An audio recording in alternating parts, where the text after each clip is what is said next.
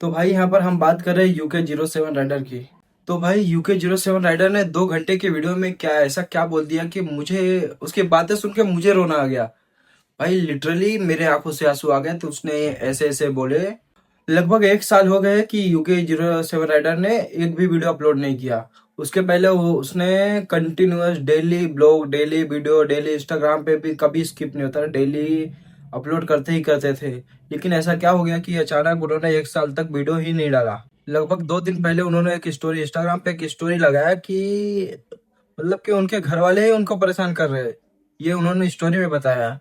उसने बोला था कि मुझे कुछ लोग इमोशनली ब्लैकमेल भी कर रहे हैं और मुझे इमोशनली कुछ लोग पुलिस केस भी कर रहे हैं।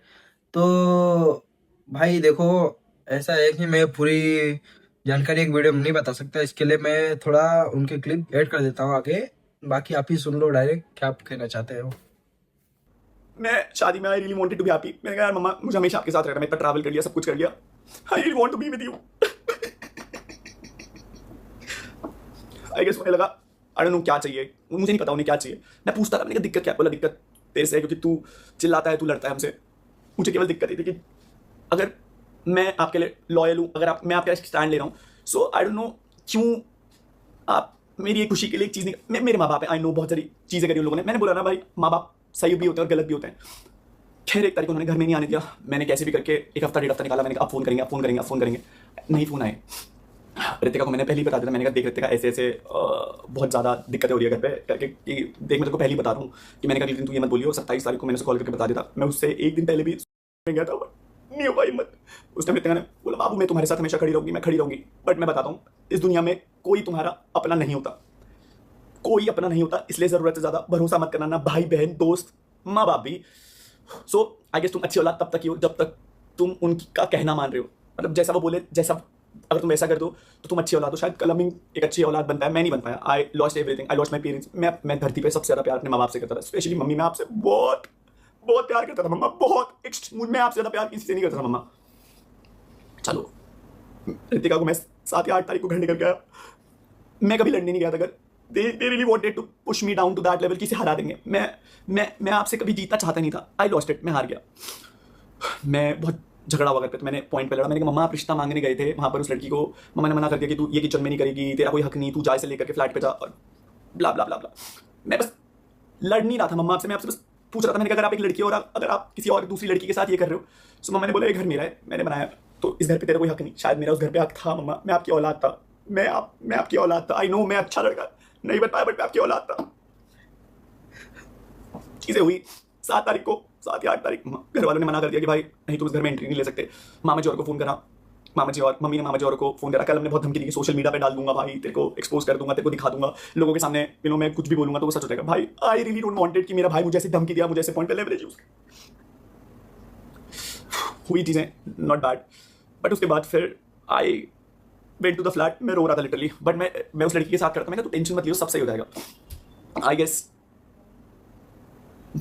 मेरी किस्मत बहुत, I really don't know what happened with me, with everything, सब चीज़ों को लेकर। पैसा बहुत कमा रहा था मैं, पैसा, I was getting brand deals, I was getting everything, बहुत पैसा कमाया, बहुत सारी चीज़ें।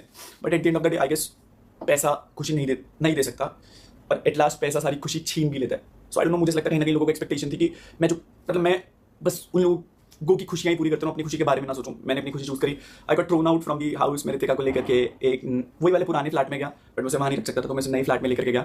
हम लोगों ने फ्लैट शिफ्ट करा। मैंने झूठ बोले ब्लॉग में कि मम्मी पापा ऊपर जा चुके हैं, क्योंकि कल हमने मुझे बोला था कि भाई तू ब्लॉग में ऐसे बोलियो कि मम्मी पापा के साथ ऊपर शिफ्ट हो गई, मम्मी के साथ ब्लॉग भी मत करियो और घर पे मत आइयो। फिर उसके बाद कल हमने धमकी दी कि भाई अगर तू घर आएगा तो फिर मैं तेरे को सोशल मीडिया पे एक्सपोज कर दूंगा, ये कर दूंगा, वो कर दूंगा, एंड एवरीथिंग वेंट बैड।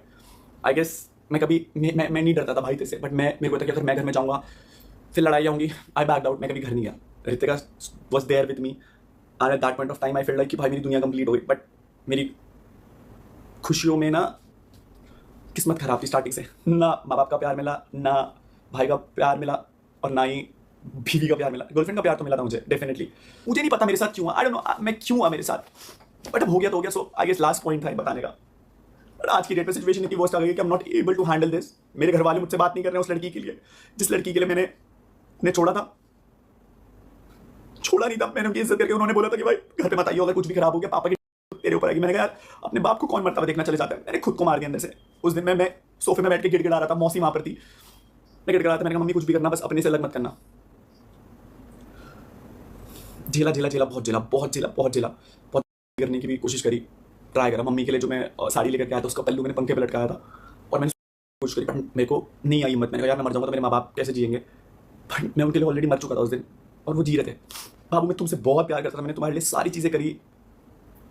मैं मानता हूँ कि नहीं हो पाया वो चीज़ जो मैं प्रॉमिस कर पाया, रहा मेरे से जितना हो सका, नहीं हुआ। फिर उसके बाद आई बिकेम साइको। घर वाले बात नहीं कर रहे थे, मेरे पास माँ बाप नहीं थे, उसके पास सब लोग थे, उसके भाई लोग, सब लोग थे, बट मैं अपने माँ बाप से ऑलरेडी उस लड़की के लिए लड़ गया था। अब that phase also went very wrong in that sense कि घर वाले ऑलरेडी केस करने के लिए बोल रहे थे कि कल हम कि तू घर आएगा तेरे को डिस्ट्रॉय कर देंगे, केस कर देंगे। मैं आई नेवर वांटेड कि ऐसा कुछ, और मैं कभी जेल जाने की मैंने जेल जाने वाले कर्म किए नहीं थे, बट कोई मुझ पर विश्वास नहीं करता कि भाई अनुराग तू तो हंसता खेलता लौटा है। मैंने जितनी चीज़ें सही, आई गेस मेरी एक लिमिट हो गई थी, उसके बाद नहीं, मैं नहीं सह पाया।